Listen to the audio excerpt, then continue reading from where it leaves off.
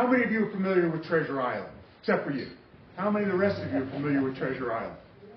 Oh, wonderful. Yeah, it's a wonderful old story. It brought us Long John Silver, Blackbeard, all of these wonderful characters that, they've been used in many different ways, Black Sails, many different movies. But my favorite has always been what Orson Welles did for Mercury Theater 65 years ago, I think it was, something like that. Anyways, long time ago, but not quite as long ago as the story happened.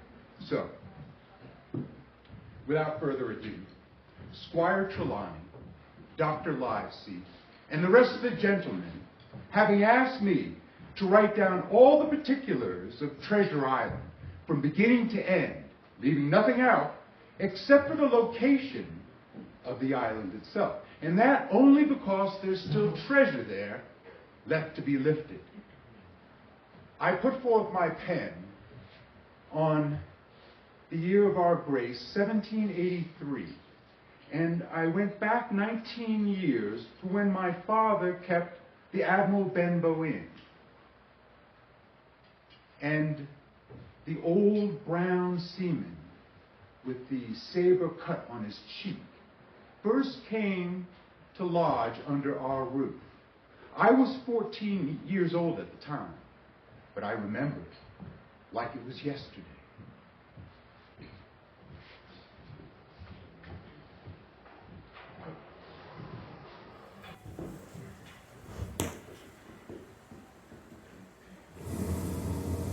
"15 men on a dead man's chest. Yo, ho, ho, and a bottle of rum. Yo, ho, ho, and a bottle of rum." Jim! What? Mother called from upstairs. Jim! Yes, Mother. Jim, there's a man outside coming up the road. Go out and see what he wants. "Drink and the devil have done for the rest. Yo, ho, ho, and a bottle of rum." He came plodding to the inn door, his sea chest following behind him on a hand barrow.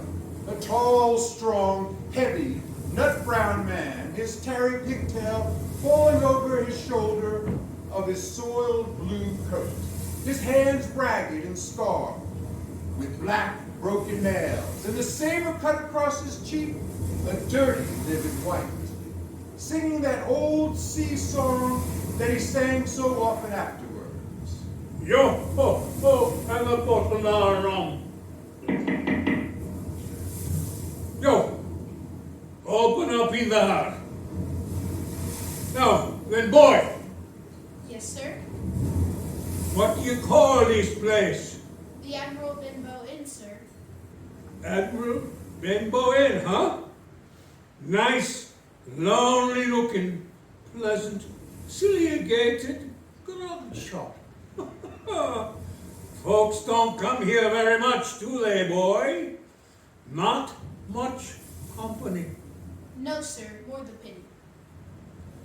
Well, then it's the berth for me.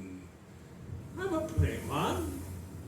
Rum and bacon, eggs all I want. And that head up there to watch ships for. I mind that I will stay here a bit.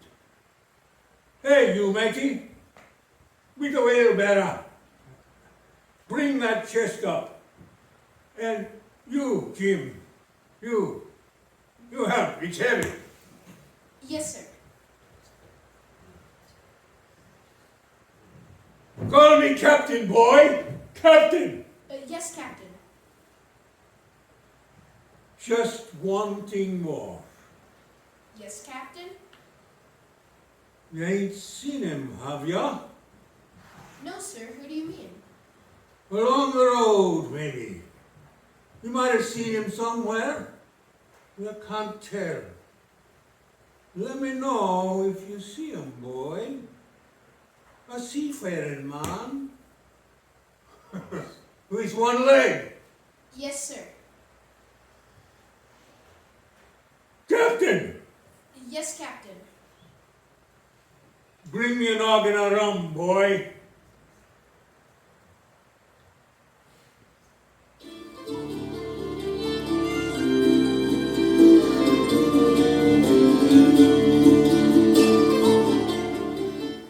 And so he came to live under our roof. We never knew his name. We called him the captain. He was a very silent man by custom. All day he hung around the cove or up in the cliffs with a brass telescope. Staring out to sea all evening, he sat in a corner of the parlor next to the fire and drank rum and water, very strong.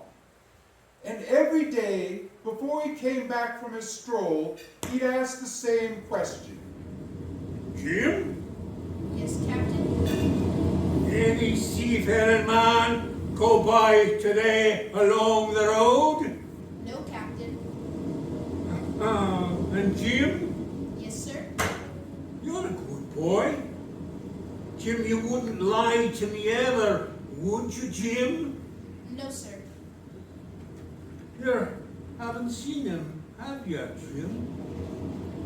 There's a silver halfpenny for you on the first of every month.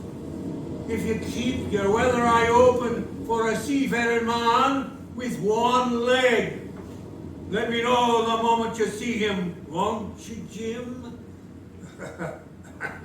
A seafaring man with one leg. How that personage haunted my dreams. On stormy nights when the wind shook the four corners of the house and the surf roared along the cove and up the cliffs, I could see him in 1,000 forms. Now the leg would be cut off at the knee. Now at the hip. Now he was a monstrous kind of a creature who had never had but one leg, and that in the middle of his body. You keep your weather eye open, won't you, Jim? For a seafaring man with one leg. A seafaring man with one leg.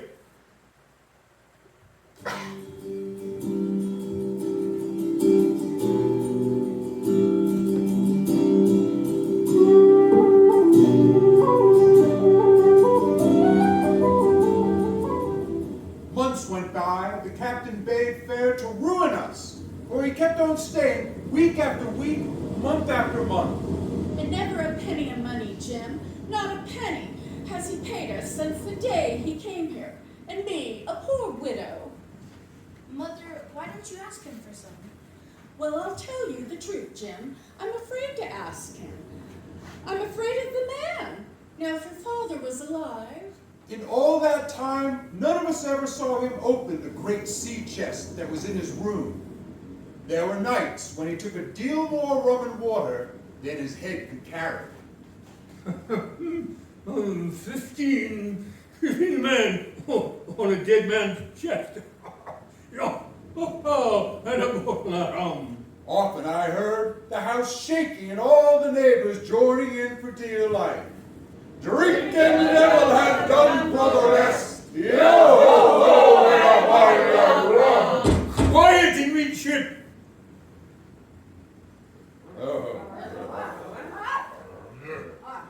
Quiet.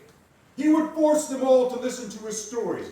Dreadful stories they were, about hanging and walking the plank, and the storms at sea, and the dry tortugas, and wild deeds and places on the Spanish Main.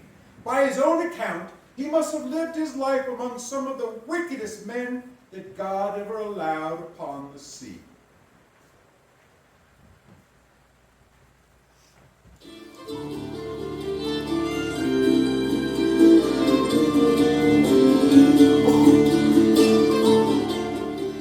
The captain had been living with us almost a year when there occurred the first of the mysterious events that rid us at last of his presence. It was one January morning, very early, a pinching, frosty morning. The captain had risen earlier than usual and set down the beach with his telescope under his arm. My mother was upstairs, and I was laying the breakfast table against the captain's return when the parlor door opened and a stranger stepped in. Sonny? Come here, Sonny. Is this table for my mate Bill? I don't know your mate, Bill. I'm laying us for a man who stays in the house. We call him the captain. Well, my mate Bill be called captain like it or not. Now we'll put it for argument like your captain's got a cut on one cheek. And we'll put it if you like, that cheek's the right one, eh? But of course, save me, there he is now. There's my mate Bill. That's him, with a spyglass under his arm, this old art to be sure. You and me'll just get behind the door, sonny. And we'll give him a little surprise. Oh, bless his heart, I says again. 15 men on a dead man's chest. 15 men. What? Hello, Bill. Come, Bill, you knows me. You knows an old shipmate, Bill, surely. So, you run me down. Well, here I am. Well, speak up. What is it? That's you, Bill. You're in the right of it, Billy.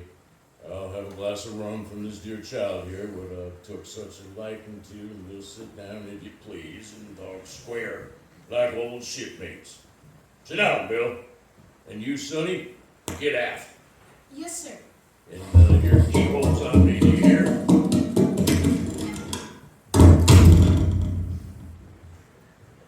For a while I could hear nothing but a low gabbing. Suddenly, the voices began to grow higher. No! An end of it!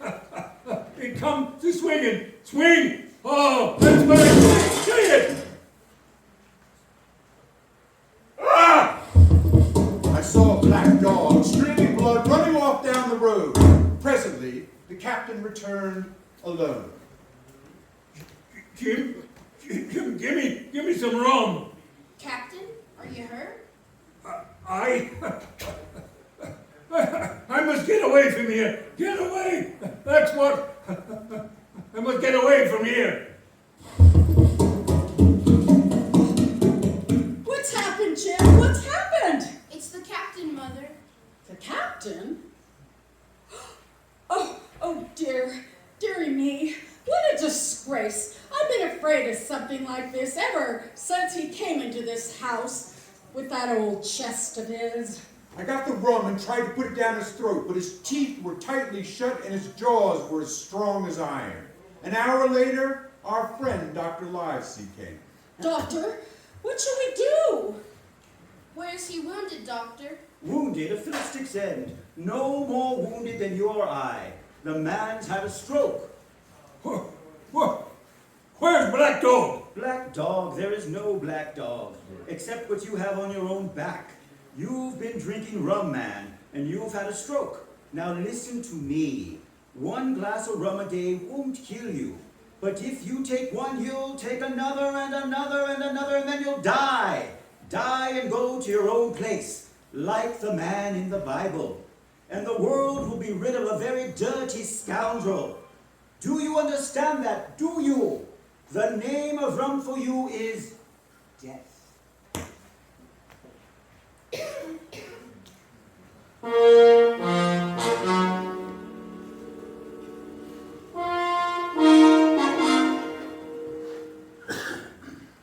About noon the next day, I stopped at the captain's door with some medicine. Who is it? It's me, Jim. Come in, Jim. Come in. He was lying very much as we had left him. Jim, you're the only one here that's worth anything. You know, I've always been good to you. Never a month, but I've given you a silver 4-penny for yourself. Now you see, mate, I'm pretty low and deserted by old Jim. You'll bring me a noggin of rum, won't you, matey? But the doctor said. Doctors, it's swabbed. If I don't have a dram of rum, Jim, I'll have the horrors. I've seen some of them already. See old Flint in the corner there, behind you. As plain as print. I seen him, Jim. Jim, I'll give you a golden guinea for an noggin. When I brought it to him, he seized it greedily and drank it out. Aye, that's him better. Sure enough. Now, matey, did that doctor say how long I was to lie here in this old berth? Why, a week at least. Oh, thunder! A week? I can't do that. They have the black spot on me by then. The lubber is gone about getting the winds of me this blessed moment. Lubbers as couldn't keep what they got and want to nail what's another's. Jim, it's in me old sea chest, Jim. The thing they're after. They'll chip me the black spot. I know it. I was the first mate. I was old Flint's first mate. And I'm the only one as knows the place he buried it. And he gave it to me at Savannah when he lay a-dying. What's the black spot, Captain? A summons from old Flint's crew. A summons.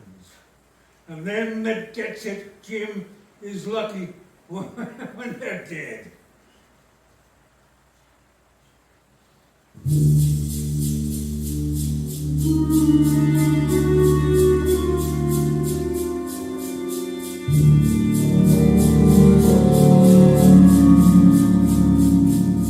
So a week went by, and then about 3 o'clock of a bitter, foggy, frosty afternoon, I saw someone drawing slowly near along the road. He was plainly blind, for he tapped before him with a stick, and he wore a great green shade over his eyes and nose. He was hunched as if with age or weakness, and wore a huge old tattered sea cloak with a hood. Kind Christian friends, take pity on a poor blind mariner who has lost his precious sight of his eyes in the gracious defense of his native country, England.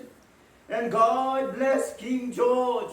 Well, in what part of this country he may now be. You're at the Admiral Benbow Inn, sailor. Eh? Black Hill Cove. I hear a voice, a young voice. It's here where I miss me dead lights. Come closer, young voice, will you give me your hand? And be my kind friend and tell me, what is your name? My name is Jim Hawkins, sir. Hawkins. Hawk, like the bird, known for its keen sense of sight. Ah, now be a kind lad and ask me my name. Go ahead, boy. What is your name, sir? My name is Pew. They call me Pew. Now ask me why my name is Pew. Yes. Why is your name Pew, sir? Come closer. Yes, closer. Take a good whiff. Yes. P.U. Now give me your hand and lead me into the captain. Yes. I held out my hand, and the horrible, soft-spoken, eyeless creature gripped it in a moment like a vice. Now take me into the captain. Yes. Sir, upon my word, I dare not. You heard me. Take me in straight. Ow! Take me into the captain. Yes, sir. Good. And when I'm in view, say to him, here's a friend for you, Bill Bones. If you don't, I'll twist your arm right out of its body. Do you hear? Yes, sir, I... Stash ye patter, damn you. Now forward, march.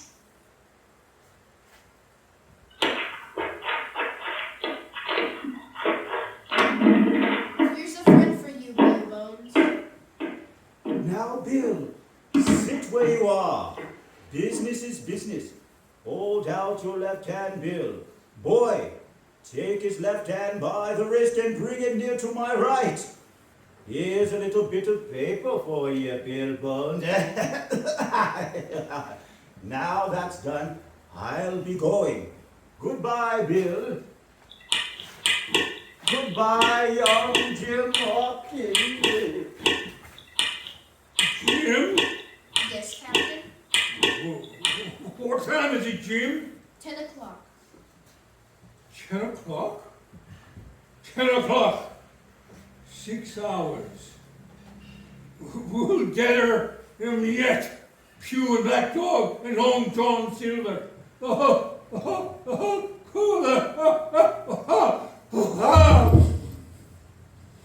Captain? Captain? Captain! Captain! The captain was dead.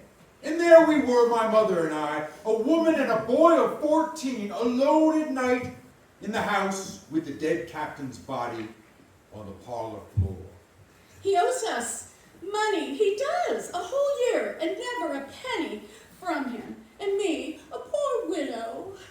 But Mother, if Black Dog comes back, or the blind man... Oh, Black Dog, fiddlesticks. There's something in that old chest of his upstairs, and that's rightfully mine. And we'll have that chest open if we die for it. Mother, Close the blinds, Jim. We don't want anybody watching us from the outside.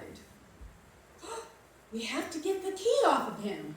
look, Mother, look! On the floor, close to the dead man's hand, there was a little round of paper, blackened on one side. The black spot. I took it up and found that You have till 10 tonight, 4 hours. Mother! she fainted. Now, Jim, find that key. I felt his pockets one after another. Perhaps it's around his neck. Tear open his shirt. There, sure enough, hanging on a bit of tarry string, we found the key. Then my mother got a candle in the bar. And holding each other's hands, we went upstairs to his room. Give me the key, Jim. Now then. Nothing here. Not a thing of value. Not a penny. Mother, look! There before us lay the last things in the chest. A bundle tied up in oilcloth, looking like papers, and a canvas bag that gave forth at a touch the jingle of gold. Do you see, Jim? I knew we'd find it. But I'll show these rogues that I'm an honest woman. I'll have them me do, and not a fathering over. Here, Jim, hold the bag.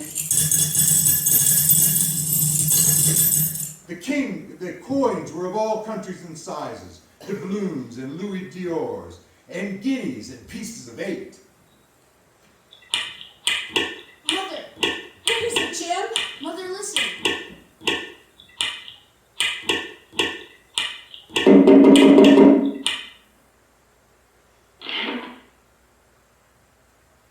Come, Mother. Mother, take the whole and let's be gone. No, I'll have me do, Jim, and no more. But Mother, you heard him. That was the blind man. I know what I'm doing. I know my rights. But Mother, you don't know. Oh dear, I'll take what I have. And I'll take these papers. Quick, Mother, quick. Take my hand. Look, Jim! Over the hill! Here they come! Run, Mother, run! Oh, Jim, I'm gonna faint. Oh, Jim, take the money and go on. Mother! Oh! I managed somehow to drag her down the bank into the shadow of the ditch. A moment later, the house was surrounded. Bones, Bones! Bill Bones, will you answer me? Down with the door then! In Iggy Lovers, loot the house and find it! Bill's dead! Thank you! Bill's dead! Search any shinking lovers and the rest of you aloft and get the chest!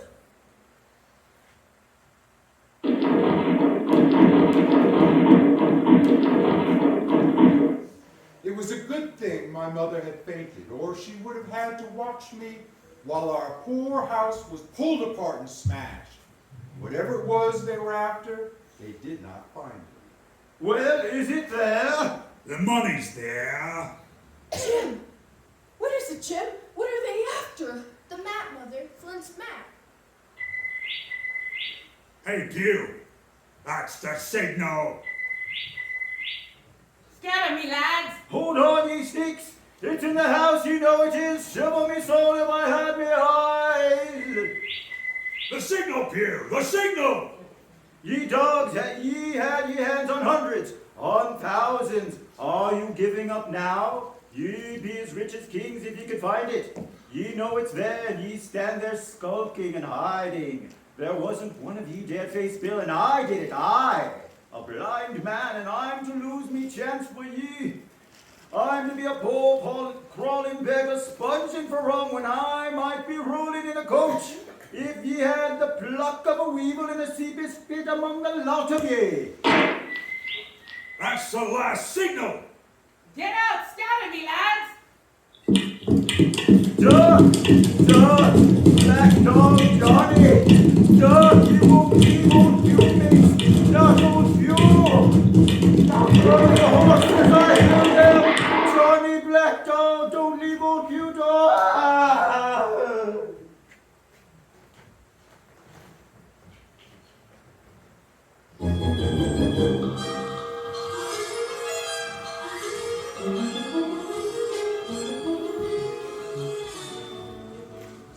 When they picked him up where he lay on the road on his side, Pew was stone dead.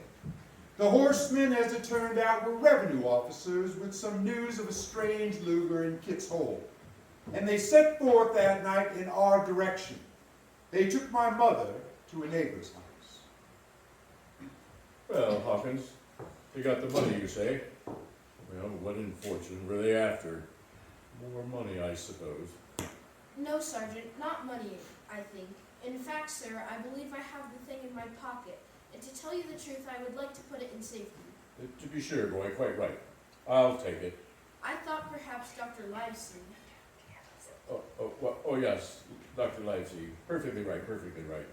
A gentleman and a magistrate. Dogger, Yes, sir? you have a good horse. Take this lad up behind you. Yes, sir.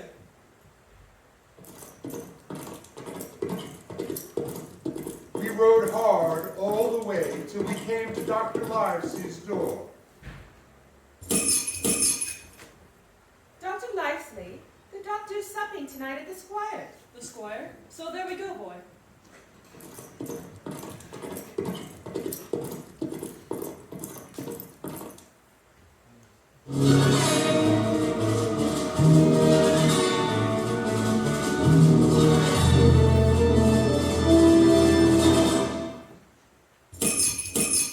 We arrived at the Squire's. He rose to meet us, very stately and condescending. Come in, gentlemen. Good evening, Squire. Good evening, Dr. Livesey. Good evening to you, friend Jim. What good wind brings you here? Then the officer stood up straight and stiff and told his story.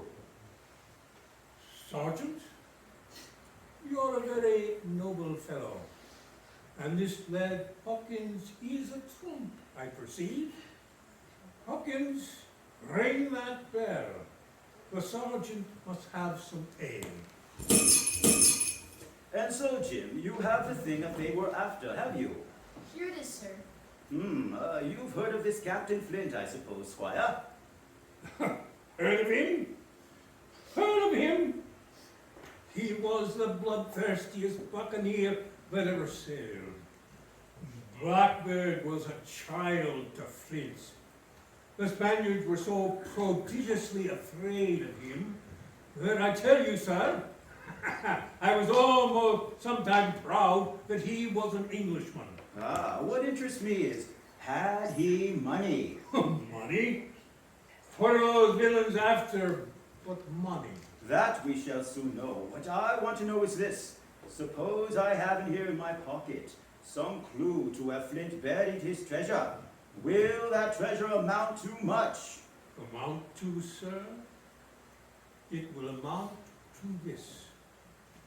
If we have the clue you talked about, I'll fit out a ship in Bristol Dock and take you and Hawkins here along, and I'll have that treasure. if I search a year, sir. Oh, very well.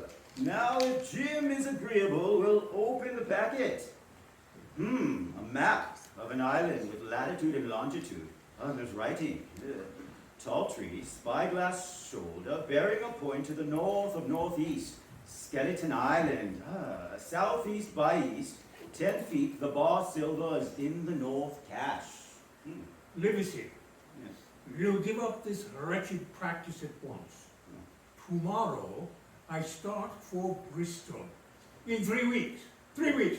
2 weeks. 10 days. We'll have the best ship, sir, and the choicest crew in England. Hawkins shall come as cabin boy, and you, Livesey, as ship doctor. I am Edward.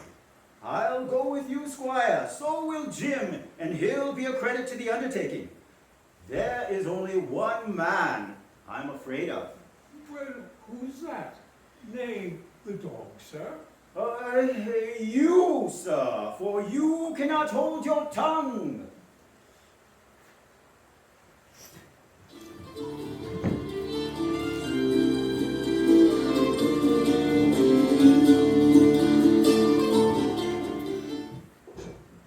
It was longer than the squire imagined. Here we were, ready for the sea. Weeks passed on. Then one fine day there came a letter from the squire from Bristol. Dear Livesey, the ship is bought and fitted. She lies at anchor, ready for sea. It was the crew that delayed me, till the most remarkable stroke of fortune brought me the very man that I required. I was standing on the dock, when by the merest accident I fell in talk with him. He had hobbled down there that morning with a parrot on his shoulder to get the smell of salt, said. Out of pure pity, I engaged him on the spot as ship's cook. Long John Silver is called, and has a leg that is gone. Well, sir, I thought I'd only found a cook, but it was a crew I discovered. Between Silver and myself, we got together in a few days a company of the toughest sorts imaginable. I declare, we could fight a fidget. Seaward ho! Hang the treasure! It's the glory of the seas that have turned my heart. On the 16th of April, the schooner Hispaniola set sail from Bristol Harbor. It was more than 19 years ago, but I can remember it as if it were yesterday. Me in my new blue cabin boy's clothes. 19 years ago. Leaning over the rail, waving goodbye to my mother, and trying my best not to cry. For at the last moment, it sort of hurt to leave her, and it was the first time I had been away from home. Then, a little before noon, Captain Smollett gave an order. The boatswain sounded his pipe, and the crew began to man the capstan bars. Soon the anchor was shored up. Soon it was hanging, dripping at the bows. Soon the sail began to draw, and the land and shipping to slip by on either side. The Hispaniola had begun her voyage to the Isle of Trip.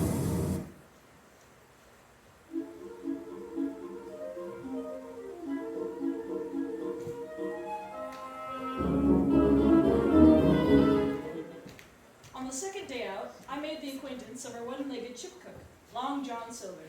Hey there, boy, come here. Come on in to Long John Scally. To tell you the truth, at the very first mention of Long John Silver in the squire's letter, I had taken a fear in my mind that this might be the very one-legged sailor I had watched for all those months at the Benbow Inn. But one look at him was enough. I had seen Captain Bones and Black Dog and Blind Hugh, and I knew what a buccaneer looked like. Very different from this clean and pleasant-looking sea cook. His left leg was cut off close to the hip, and under his left shoulder he carried a crutch, which he managed wonderfully, hopping about on it like a bird. Pieces of meat! Pieces of meat! Pieces of meat! Silver, sir? Yes, me lad, such is me name to be sure. And you're Hawkins, eh? Nobody more welcome than yourself, me lad, in old John's galley. Sit down, hear the news. Your first trip to sea, Hawkins? Yes, sir. Ah, well, there's a lot of things you're gonna learn before this here voyage is over. Now, what do you think, Hawkins? And if there's anything you wanna know, Hawkins, you just come to old John Silver and ask him. See, I'll tell you. His galley was as clean as a new pin, the dishes hanging up burnished, and his parrot in a cage in one corner. As Captain Flint. I call me parrot Captain Flint.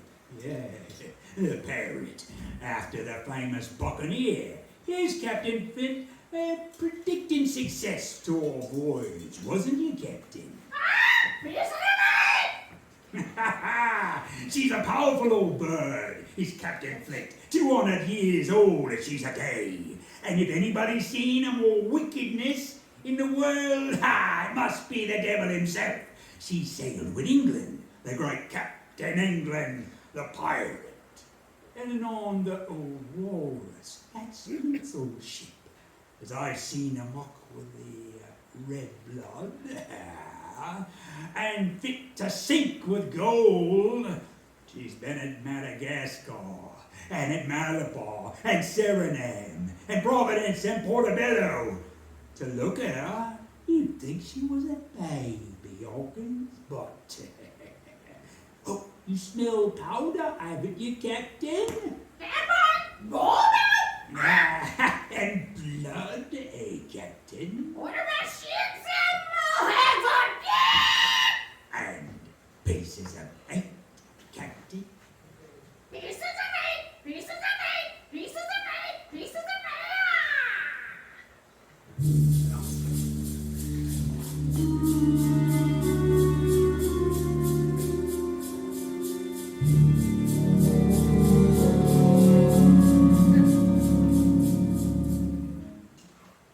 At the end of the third week, we left Madeira behind us.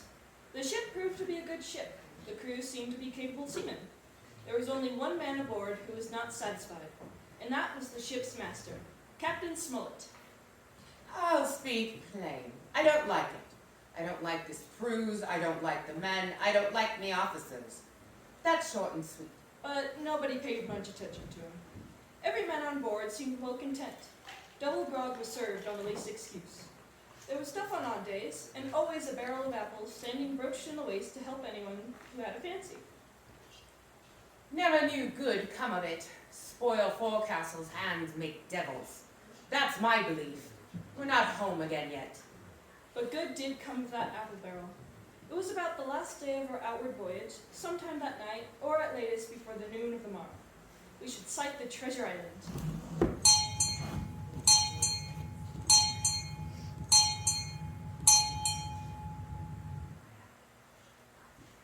I ran on deck. Just after sundown, when all my work was over, I thought I should like an apple. I ran on deck. The watch was all forward, looking out for the island. I got into the apple barrel. Suddenly, I heard voices on deck.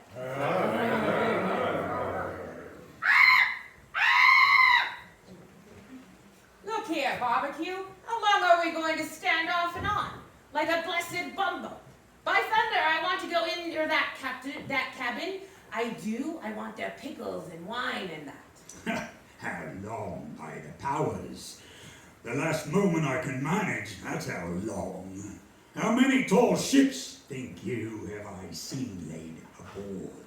And how many brisk lads drying in the sun with execution dock? And all for the same hurry, hurry, and hurry. He's a first-rate seaman, Captain Smollett. Sails a blessed ship for us. We're all seamen aboard here, I should think. All forecastle hands, you mean? I know the sort you are. You're never happy till you're drunk. Easy all, Long John. I don't know where this treasure is, do I? No more do you, says you. and his squire, and Captain, you know, the doctor, with a map and such. Well now, I mean this squire and doctor shall find the treasure for us, and help us to get it aboard by the powers. After that, what do you do with them, John Silver, after that? well, what do you think we does with them? Put them ashore like maroons, or cut them down like that much pork? Duty is duty, mates. Wait, is what I says. When the time comes, why, let her rip. Land ho! What's that? Land ho! What's that? Land ho!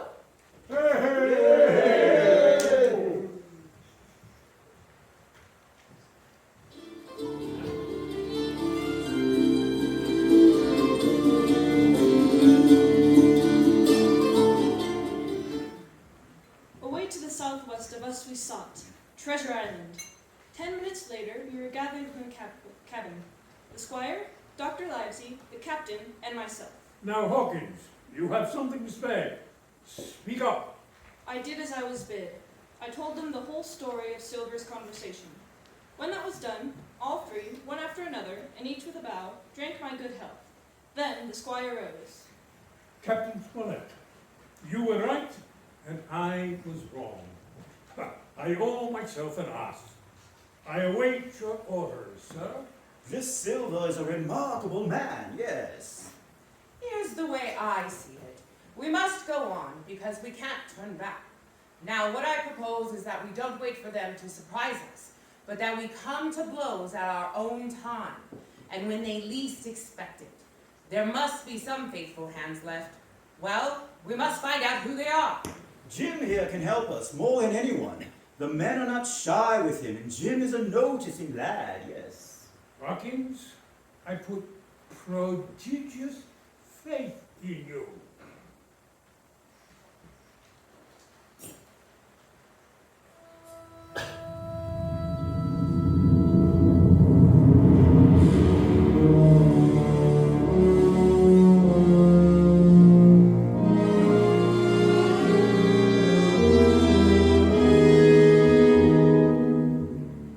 In the meantime, talk as we pleased. There were only 7 out of 26 on whom we knew we could rely. And of these 7, I was a boy, so that the men on our side were 6 to the 19. Next morning, there was not a breath of air moving, nor a sound but that of the surf booming half a mile along the beaches. A peculiar stanchion smell hung over the anchorage. The heat was sweltering, and the men grumbled fiercely over their work. Mutiny. It was plain. Hung over us like a thundercloud. Around noon, Captain Smollett came up on deck. Me lads, we've had a hot day and we're all tired and out of sorts. A quick turn ashore will hurt nobody. So you can take the gigs and as many as please may go ashore for the afternoon. Lower away! Hey, wait a bit, man. Oh, what's the hurry? What's the hurry? John Silver suspected a trick. He hopped around the deck on his one leg. What's the hurry? Wait a bit, will you, men? Soon the party was organized. 6 fellows were to stay on board. 13, including Silver, began to embark. Suddenly, I had a mad notion to go ashore too. In a jiffy, I slipped over the side and curled up in the nearest foresheets of the nearest boat. No one took notice of me. The crews raced toward the beach. No sooner had we touched shore than I leaped out and plunged into the nearest thicket. Behind me, I could hear John Silver's voice. Hey, Jim, me boy. Hey, Jim! John Silver was quick at his work. 2 faithful members of the crew were murdered on the island that afternoon, only an hour after we landed.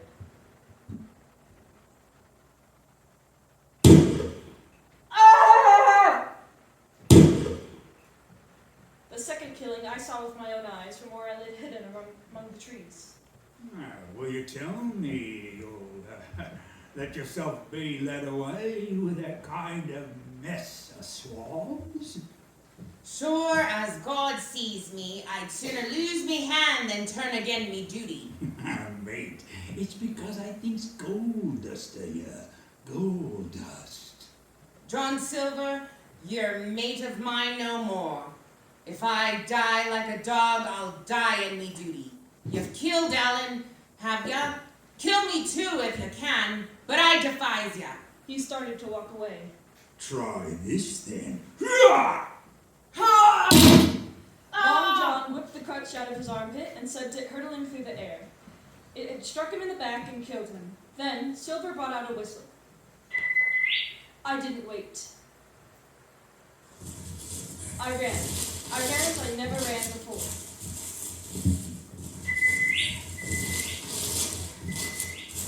Darby McGraw.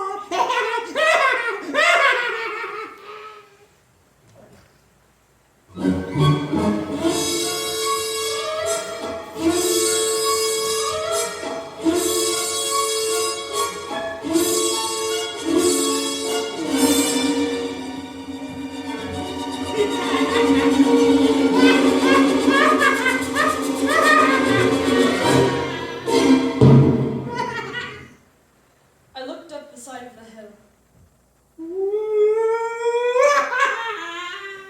Far above me, I saw something leap behind the trunk of a tree. It seemed dark and shaggy. I turned and began to run. Suddenly, the thing appeared in front of me, and running forward, threw itself on its knees before me, and held out its clasped hands in supplication.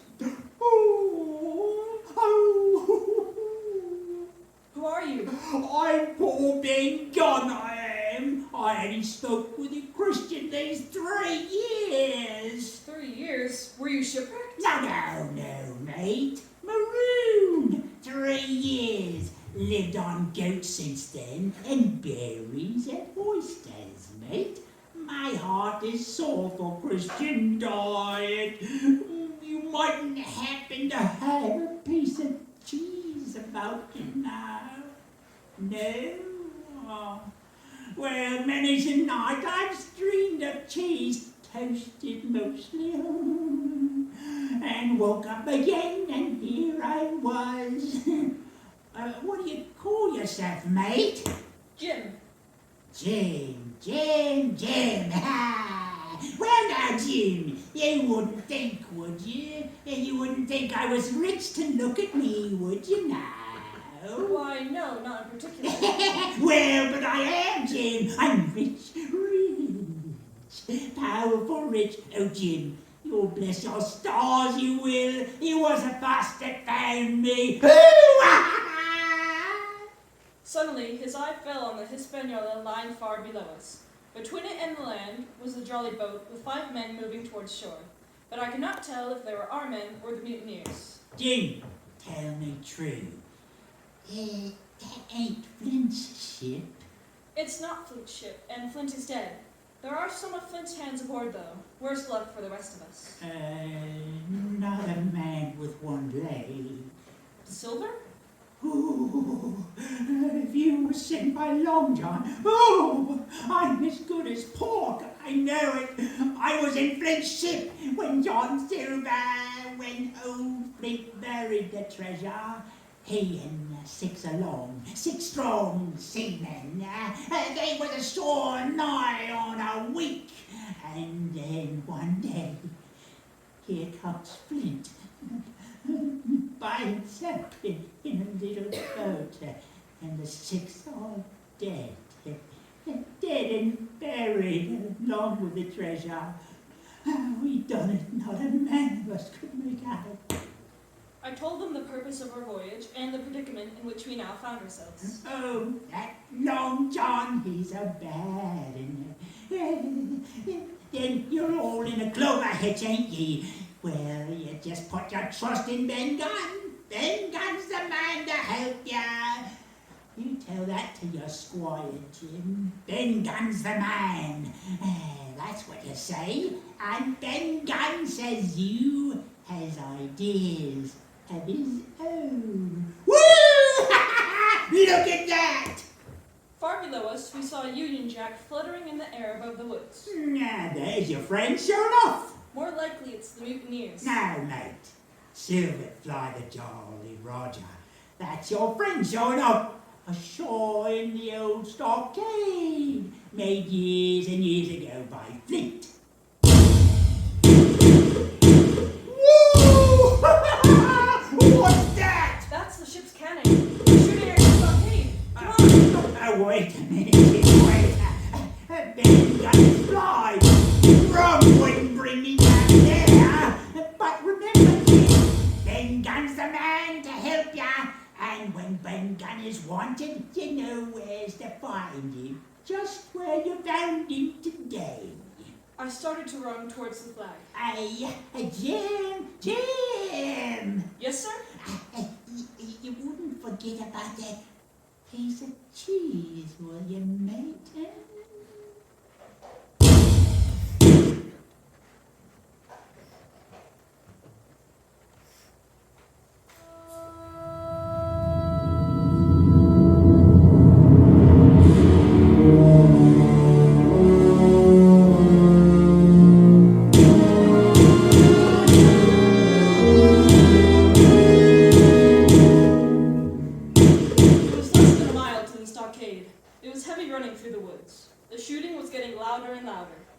Suddenly before me, I saw a clearing and the smoke of muskets fired nearby. Hey there! Who goes there? Hey, don't shoot! It's me! Who's me? Me, Jim Hawkins! It's Jim!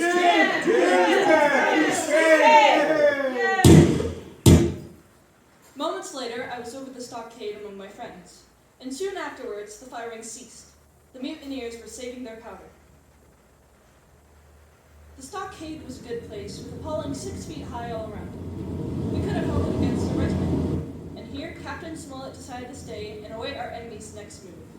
I told Dr. Livesey and the squire about Ben Gunn. Hey, flag a truce! Flag a truce! Well, who's that? It's Silver. Keep indoors, men. 10 to 1. This is a trick. Who goes? Stand or we fire! Flag a truce. Doctors, watch on the lookout. Dr. Livesey, take the north side, if you please. Yes, sir. Jim the east, Gray west. The watch below, all hands to load muskets. Lively men and careful. What do you want with your flag o' truce? Captain Silver, sir, come to make terms. Captain Silver? Why, you black-hearted scoundrel, Silence, sir, silence. If you wish to talk to me, you can come, and that's all. If there's any treachery, it'll be on your side, and the Lord help ya. That's enough, Captain. A word from you's enough. I know the gentleman, and you may lay to that. You better sit down. Hey, you ain't gonna let me inside, Captain. This is it's cold morning to be sure. Now, you want me to sit out on the sand? Oh, hey, there's Jim.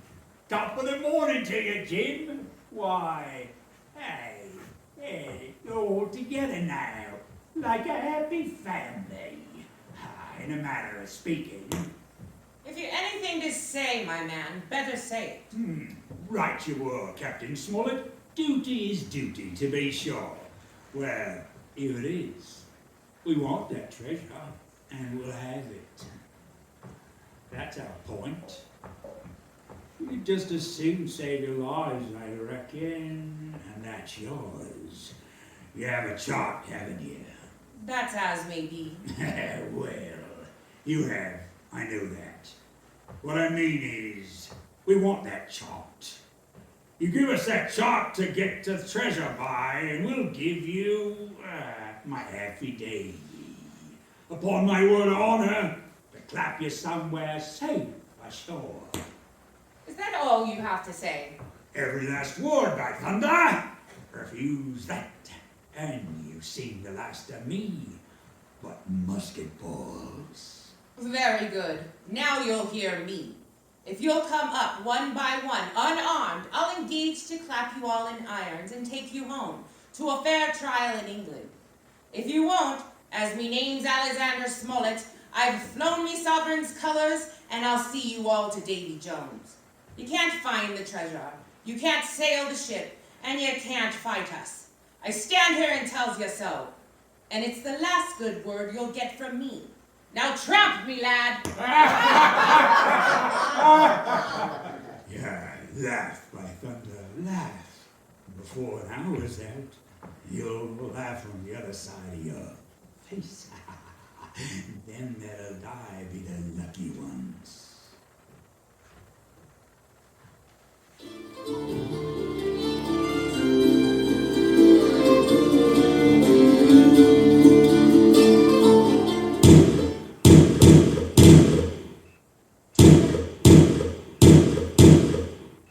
10 minutes later, nothing remained of the attacking party but the 5 who had fallen, 4 on the inside and 1 on the outside of the palisade. The mutineers did not come back that night. They had got their rations, as the captain put it. The next day was stifling hot. After dinner, Dr. Livesey sent for me. Jim, was it cheese you said Ben Gunn had a fancy for? Yes, sir, cheese. Well, Jim, just see the good that comes of being dainty in your food. You've seen my snuff box, haven't you? Yes. And you never saw me take a snuff, no. The reason being that in my snuff box I carry a piece of Parmesan cheese, yes.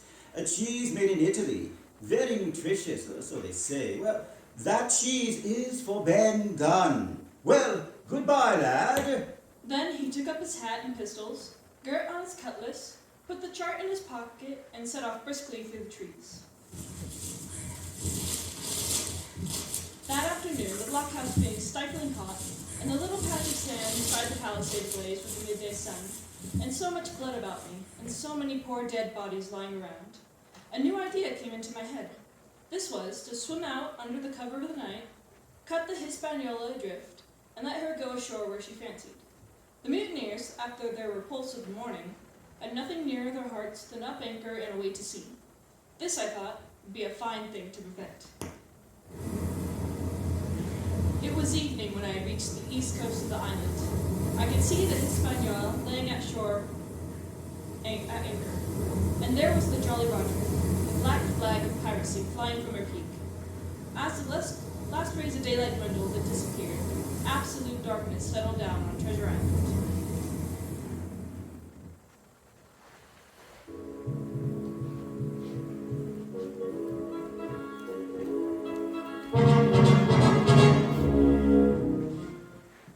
The next night I was back on land. I was proud of myself, and with good reason. I had grounded the Hispaniola, beached her up tidily in the North Inland with no harm done, safe from mutineers. I had no trouble finding the stockade. Coming in from the shore, keeping close in the shadows where the darkness was thickest, I crept into the blockhouse. I could see nothing.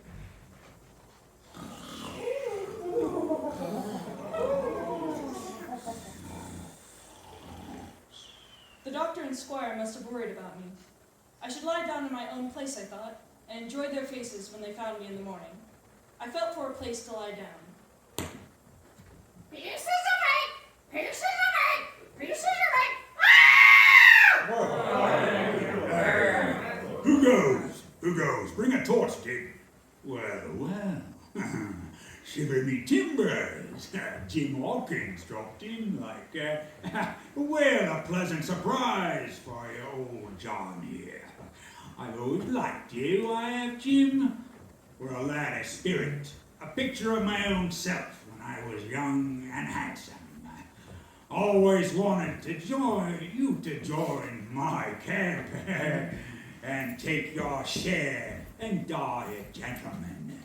And now, my God, we've got to. You can't go back to your own lot. Where are they? Now, what do you think, my son? Have you killed them? What do you think?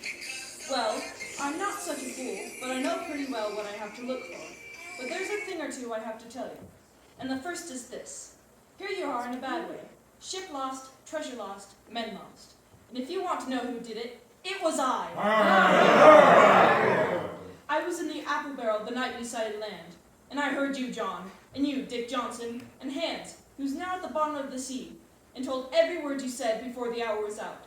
And as for the schooner, It was I who cut her cable.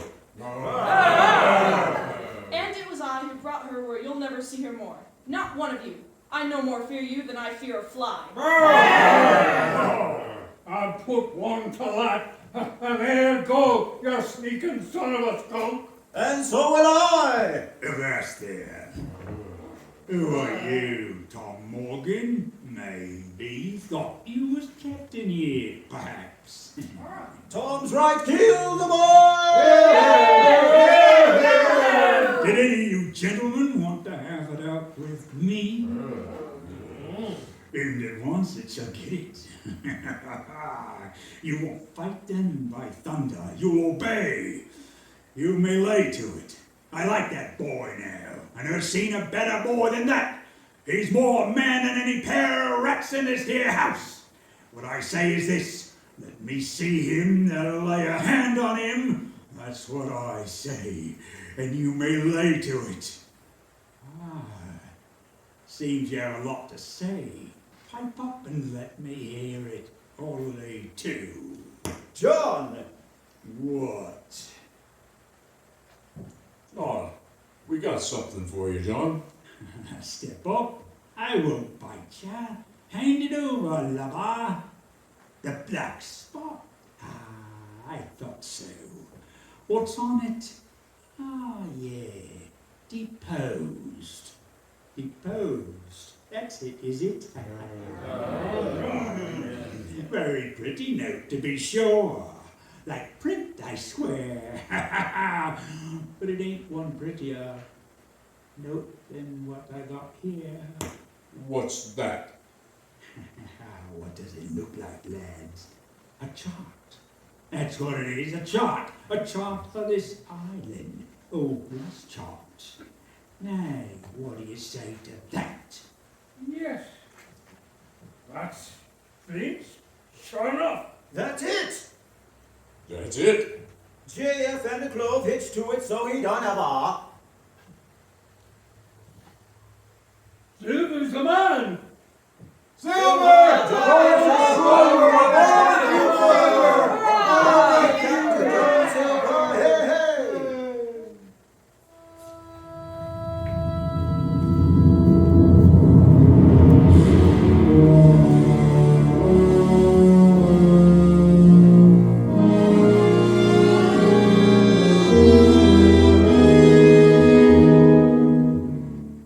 That was the end of the night's business.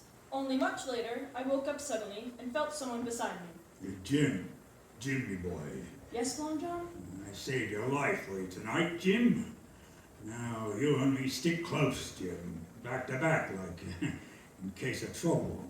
And talking of trouble, Jim, why did those friends of yours leave that shot behind when they cleared out of here? They did, though. I came in here this morning and found that place empty. And the chart lying here on the table where I couldn't miss it. It was right there. And there's something under that. Something under that, good or bad. The next morning, we set out after the treasure. Tall tree, spyglass shoulder, bearing a joint to the north or northeast. Skeleton Island. East, southeast, and by east. 10 east. Hey, over there, come quick.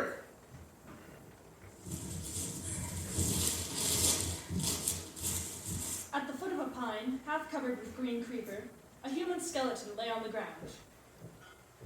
A skeleton be gone! It lay perfectly straight, the feet pointing in one direction, the hands raised above its head like a diver's, pointing directly in the opposite. It ain't natural. It ain't natural. But you know, lads, I've a notion in my old numbskull now. Here's the compass. There's the tip-top point of Skeleton Island, sticking out like a tooth. Take a bearing, will you, along the line of them bones. East by southeast and by east. Ha! I thought so. It's a pointer. Right up there's the line for the Pole Star and the Jolly Dollars. This is one of Flint's jokes, and and no mistake. Him and these 6 was alone here. Alone. He killed them. Every man. And this one, he hauled up here and laid down by the compass, yes. 6 they were, and 6 they are. And bones is what they are now. I saw him dead. Sure enough, dead. They laid with penny pieces on his eyes. Dead eye, sure enough he's dead. But if ever spirit walked, he'd be Flint's. Yeah, but he died bad, did Flint. Yes. Aye, that he did. Aye, main-heart it war, and the windy was open, and I hear that old song of his coming out clear as hell. And the death hall on the man already. Listen. 15 men on the dead man's chest. Do you hear what I hear? Ho, ho, ho! That's Flint, begod, old Flint! Darby McGraw! Oh, Lord. Darby McGraw! The just done a rum! That was They his were the last last word. words. Darby McGraw! Oh, Flint's last word. Above board. Oh, Lord. Shipmates, that's 750,000 pounds. Not a quarter of a mile from here. Since when did a gentleman of fortune show his stern to that much dollars for a boozy old seaman with a blue mug? And him dead, too. Belay there, John, don't you cross a spirit! Spirit? Well, maybe. You know whose voice that was? It was like something else. It was like by the powers, he'd been gone. Aye. Aye, so it were. Been gone, it were. Why, nobody minds Ben Gunn, dead or alive. Nobody minds him.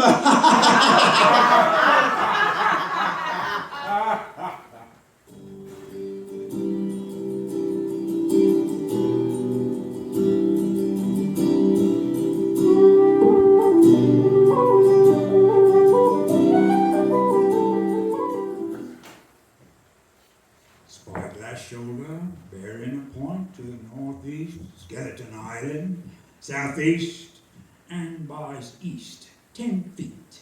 Hey, mates, there's the tall tree. The first of the tall trees was reached, and by bearing proved the wrong one.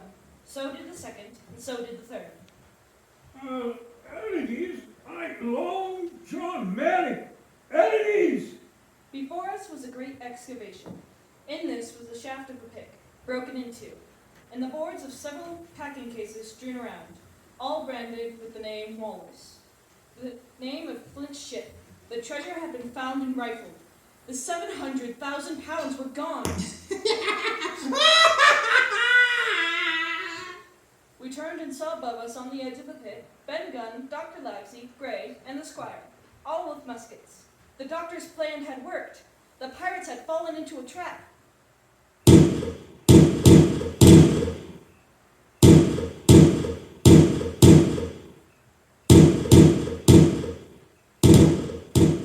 John Silver, you're a prodigious villain and an impostor.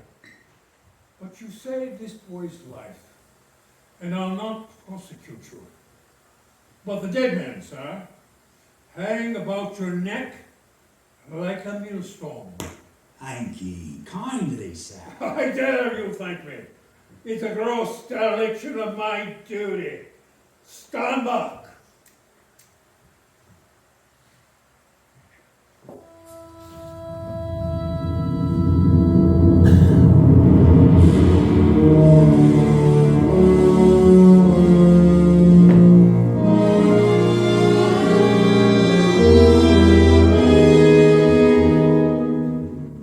It took us 3 days to move the treasure from Ben Gunn's cave on board ship. On the 8th day of December, the Hispaniola reached Bristol. 5 men, only of those who had sailed, returned with her. Well, that was 19 years ago. All of us had an ample share of the treasure and used it, wisely or foolishly, according to our natures. Captain Smollett is now retired from the sea. As for Ben Gunn, he got 1,000 pounds, which he spent, or lost, in 19 days. For he was back begging on the 20th. Silver vanished on the voyage one night off the coast of Mexico, and we heard no more from him. The bar civil and the arms still lie, for all I know, where Flint buried them. And certainly they shall lie there for all of me. Oxen and wain ropes would not bring me back again to that accursed island, and the worst dreams that ever I have are when I hear the surf booming about its coast, or start upright in bed, with the sharp voice of Captain Flint still ringing in my ears. Peace in the night! Peace in the night! Peace